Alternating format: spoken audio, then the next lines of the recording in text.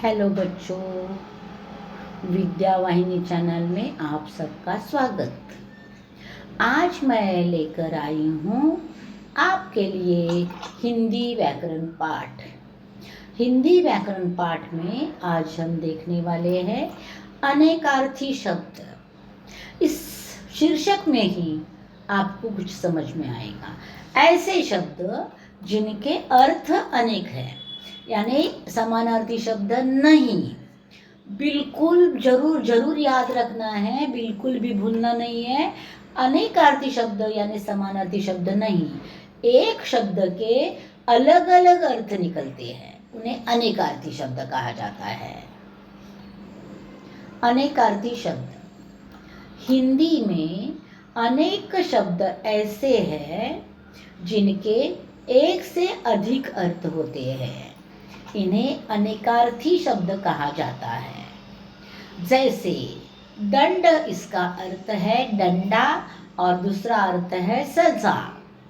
तो देखो बच्चों, फिर एक बार बता रही हूँ, अनेकार्थी शब्द यानी समानार्थी शब्द नहीं होते। बहुत अच्छी तरह से आपको याद रखना है।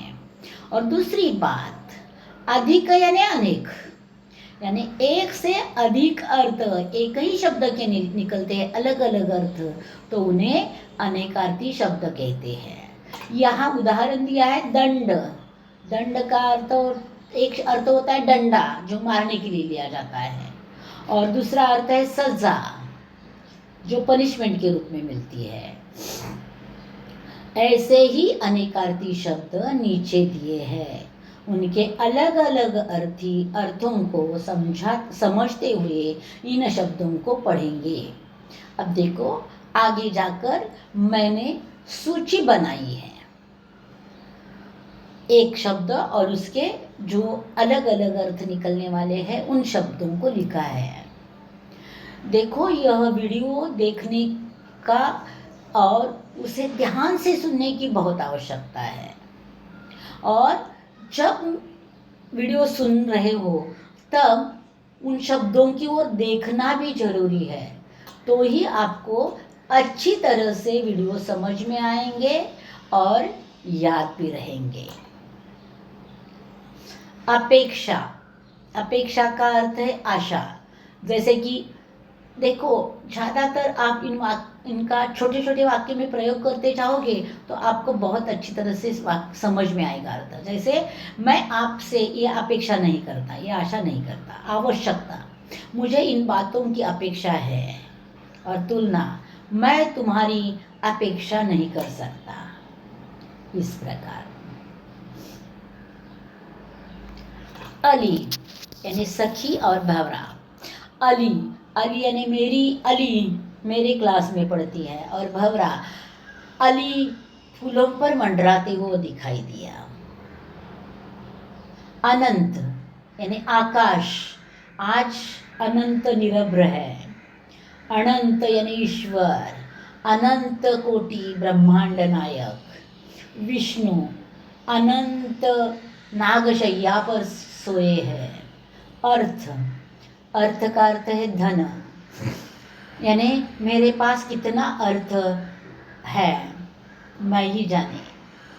व्याख्या, इस शब्द का अर्थ यह है, मतलब इस शब्द का अर्थ ये है। अभिप्राय, मैं तुम्हें तुम्हारे कार्यों पर यह अर्थ बोलना चाहती हूँ। अंक, अंक यानी गोद, मैंने उस बच्चे को अंक में दे दिया। गिनती का अंक यानी 1 2 3 4 5। नाटक का अंक, जैसे कहा जाता है नाटक का पहला अंक खत्म हो गया, अब दूसरा शुरू होगा, अब तीसरा होगा, अथवा 3 अंकों का नाटक है या 2 अंकों का नाटक है। अंबर, आकाश, वस्त्र के लिए यानी कपड़ा, कपड़े के लिए भी। और अमृत, अमृत यानी पीने का जो द्रव्य होता है उसे भी अंबर कहते हैं।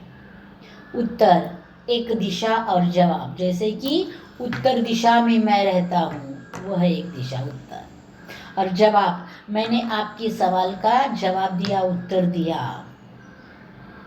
कनक, धातु अथवा धतुरा, जैसे धतुरा नामक एक फूल होता है सफेद रंग का, उसे भी कनक कहते हैं। और जो सोना जो सोना जो शरीर पर पहना जाता है आभूषण बनाकर, वह धातु सोना, वह भी कनक कहलाया जाता है। और गेहूं को भी कनक कहते हैं।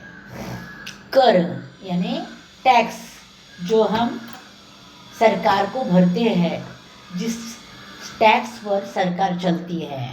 हाथ यानी अपने अपने जो हाथ है उनको कर कहते हैं। और सूरज से निकलने वाला किरण, उसे भी कर कहते हैं।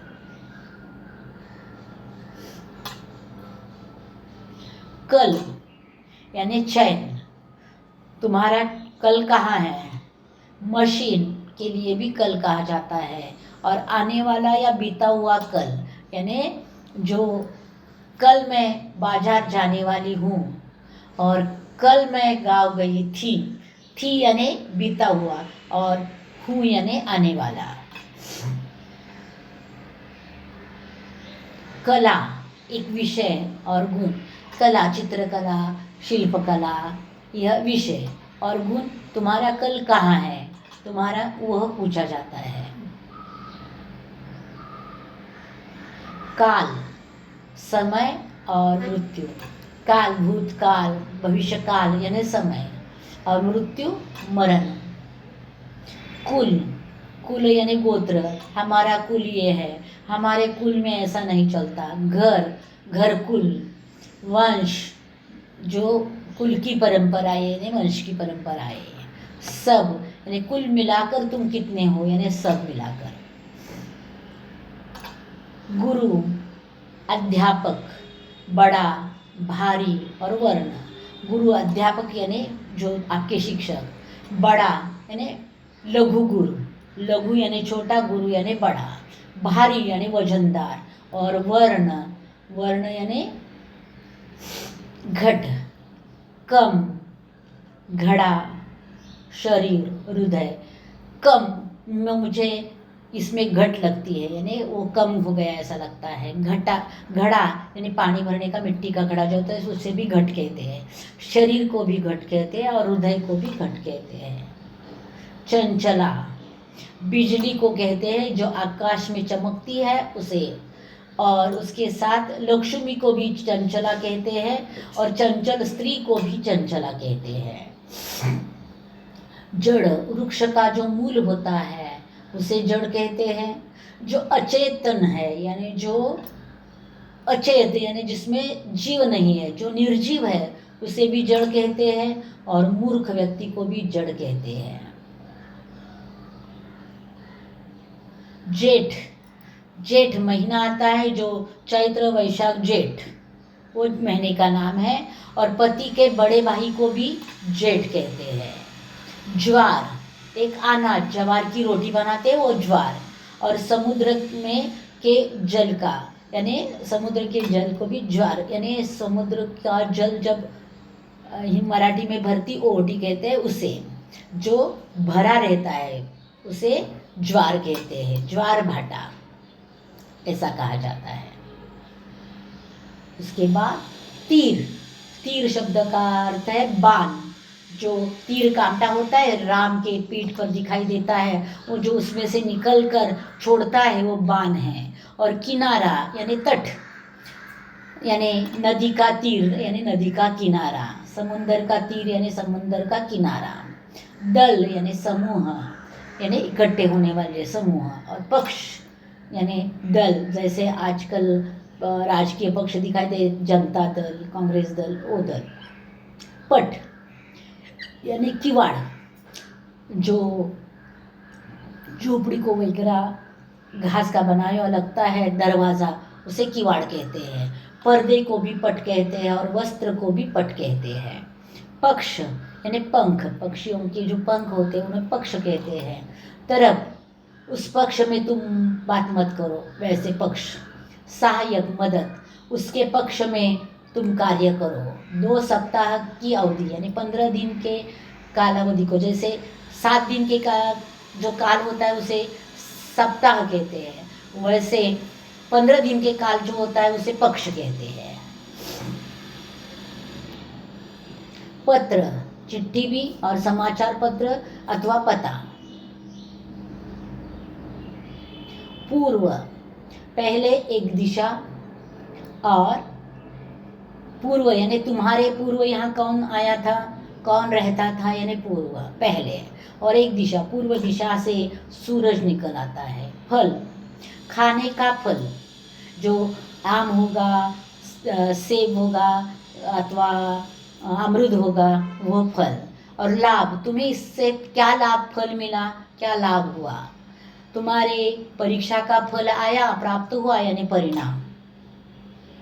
बाल, जो अपने सिर के ऊपर होते हैं वह बाल यानी केश, और बालक के लिए भी बाल कहते हैं। भेद, प्रकार और रहस्य, सर्वनाम के इतने भेद है यानी प्रकार है, और रहस्य, तुम्हारा भेद मैं जान चुका हूँ, रहस्य। नाग, सांप और हाथी, सांप को भी नाग कहते हैं और हाथी को भी नाग कहते हैं। रस, आनंद, प्रेम, स्वाद, आनंद रस, प्रेम रस, स्वाद यानी आज के खाने में कोई रस नहीं है, यानी कोई स्वाद नहीं है, अथवा फलों का रस।